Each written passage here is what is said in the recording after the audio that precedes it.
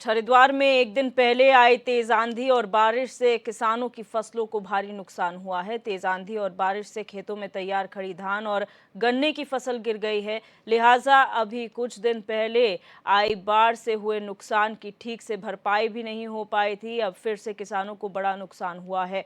हरिद्वार के जिलाधिकारी धीराज सिंह गर्ब्याल ने खराब हुई फसलों के सर्वे के लिए टीमें गठित कर दी हैं। जिलाधिकारी द्वारा जिले के सभी एसडीएम को निर्देशित कर दिया गया है कि कृषि विभाग और राजस्व विभाग द्वारा संयुक्त रूप से खराब हुई फसलों का आकलन कर रिपोर्ट सौंपी जाए ताकि तत्काल पीड़ित किसानों को मुआवजा बांटा जा सके।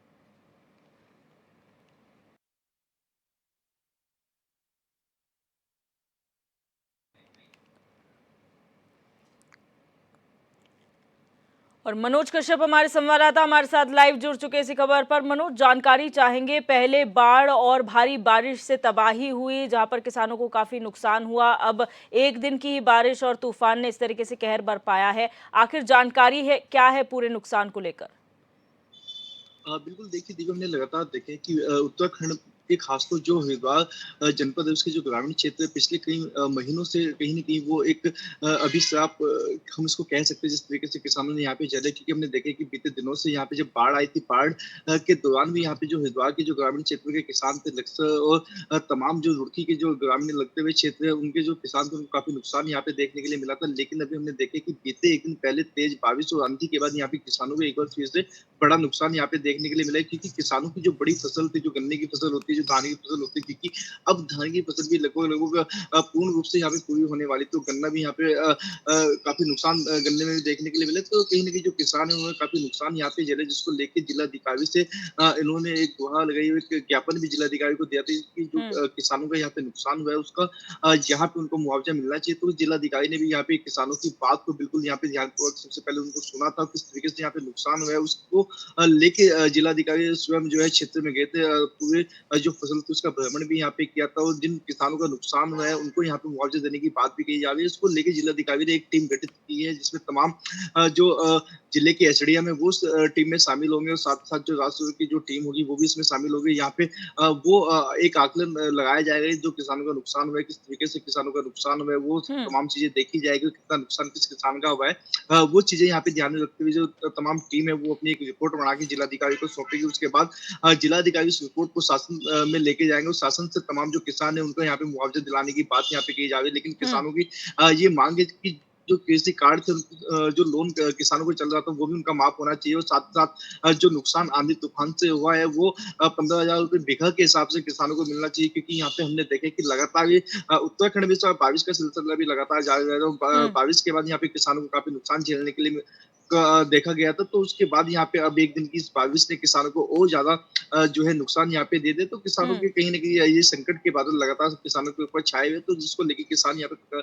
काफी परेशान भी दिखाई दे रहे थे। दिव्या, जिसको लेके यहाँ पे किसानों ने जिलाधिकारी को एक ज्ञापन भी सौंपा था। जी, दिव्या। जी, अगर बात करें मनोज, यहाँ पर जो पहला नुकसान हुआ था जब बाढ़ और इतना बारिश हुई थी हरिद्वार में, तो उसका आकलन क्या कर लिया गया है? क्या रिपोर्ट अधिकारियों द्वारा सौंप दी गई है शासन को कि कितना नुकसान हुआ है? क्या डेटा कोई निकल कर सामने आया है?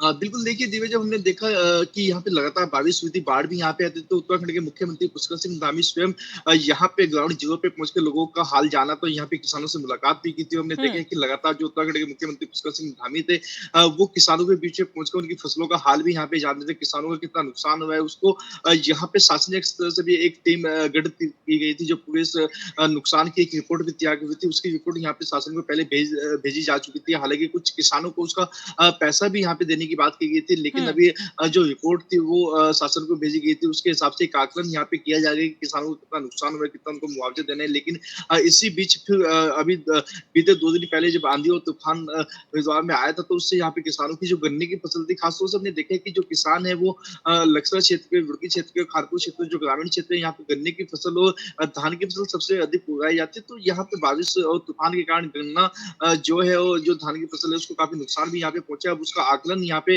हुँ। जो गठित टीम है वो यहाँ पे लगाएगी और किसानों को उसका मुआवजा भी दिलाएगी। जी। जी। अच्छा, एक और चीज़ जो जाननी है वो ये कि यहाँ पर जब विधानसभा का मॉनसून सत्र हुआ था उस समय उमेश कुमार ने ये मामला उठाया था कि वहाँ पर जो बाढ़ रहित जो काम किए गए हैं प्रशासन द्वारा वो सिर्फ़ कागज़ों में है और धरातल पर कुछ नज़र नहीं आया। इसका मतलब जो नुकसान हुआ है वो आधा कहीं न कहीं प्रशासन की लापरवाही की वज़ह से हुआ है। तो क्या इसमें जवाबदेही किसी की तय की गई है कि अगर प्रशासन की वज़ह से कुछ नुकसान होता है तो भरपाई किस तरीके से की जाएगी?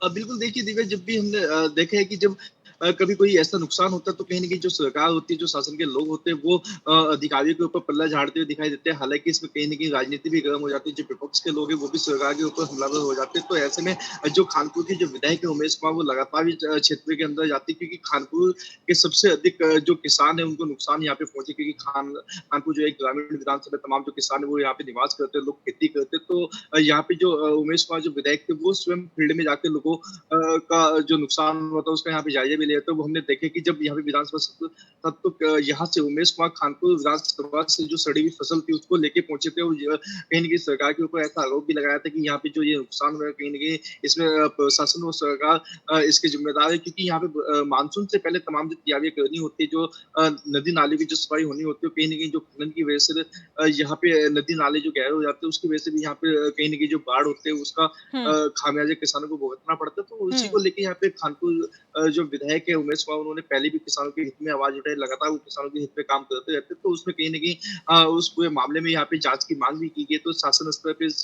पूरे मामले की जाँच भी की जा रही है। जी। जी, बहुत शुक्रिया मनोज हमारे साथ जुड़ने के लिए और तमाम जानकारी साझा करने के लिए।